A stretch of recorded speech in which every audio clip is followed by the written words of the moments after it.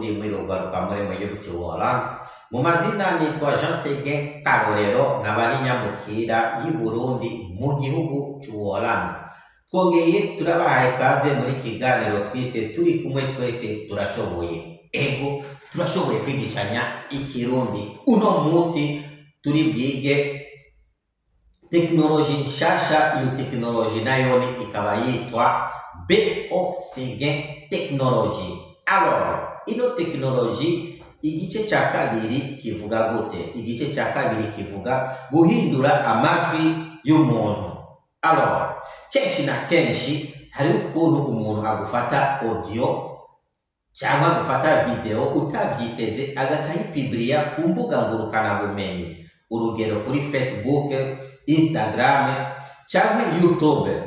Alors, Murundi wacu ahantu hose uri, iki kibazo twaragitoreye umuti. Tumaze gutora ino teknoloji nshasha ya BO Seguin Technology, twaciye tuhinyanyura turaba ukuntu icyo kibazo tugikemura. Alors, guhera uno munsi umuntu wese azodufata amajwi akayashira ku rubuga ngurukanabumenyi, yaba ari audio cyangwa video, urashoboye kuyiturungikira twebwe.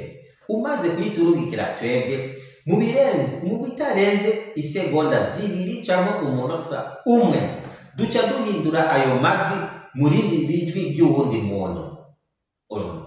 Turashobora kuyihindura n'ayo majwi y'ikirundi tukayashyira mu gifaransa cyangwa tukayashyira mu kindi kirimi ariko mu jwi ry'uwundi muntu.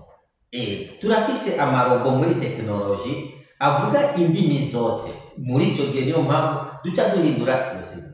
Birashoboka yuko wari mu bantu nka groupe ya TikTok muriko muravuga muri benshi, agashika ituru yawe yo kuvuga, hama amajwi wawe urumva ukaba uyu muntu yariko ararikodinga mutabizi, hama ukaza kwiretruva ku rubuga ngurukanabumenyi nka YouTube, amajwi wawe nayo arimo. Ntugire ikibazo, naho ijwi wawe riri hagati y'andi majwi, twebwe turashobora kurikuramo cyangwa tukarihinyanyura tukarishira tugashirako ijwi ry'uwundi muntu.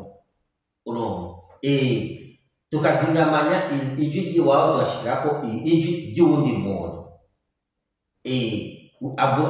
Ivyo wavuze mu kirundi tuca tubihindura mu gifaransa, mu gishinwa, mu kirimi. Kandi tumaze kubihindura muri no teknoloji, nawe yobigeza gute uyo muntu yabipibriye ntashobora kubihindura?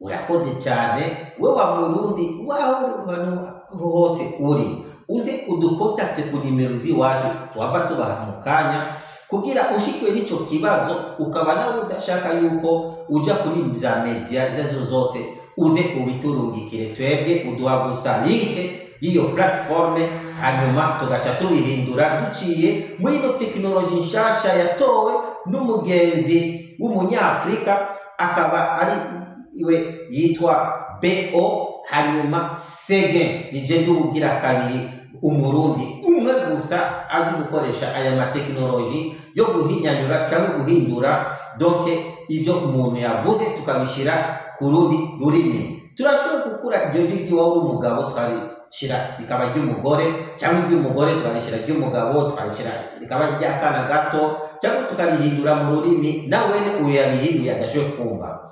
Murakoze cyane. Iki ngaha kizima nibushoboye kumbaza none bikorwa gute? Sicyo kukubwira ukuntu bikorwa kubera iri nibanga ryatwebwe babiri gusa, twebwe twavumbuye ino teknoloji. Murakoze cyane mudukurikiranye. Uido nido muze muratubaza ibibazo tuzora tubyishura, mukeneye kumenya ibijyanye n'ino teknoloji nshasha yatowe n'uyo mugenzi hamwe na Jendu Murundi, nkaba ndayizi ku isi yose turi babiri gusa. Rero dusangwe Uburundi twese 2040 tuzashika dufise amateknoloji menshi mu gihugu cyacu adufasha. Murakoze cyane mu gukurikirana ikiganiro. Imana nibahezagire. My name is Jean Seguin Karorero. Kanda fyunda subscribe kuri channel iwanje kugira ido nido mukurikirane ivyo twebwe tuguma tubavumburira bishasha. Murakoze cyane. Imana nibahezagire. Murakoze.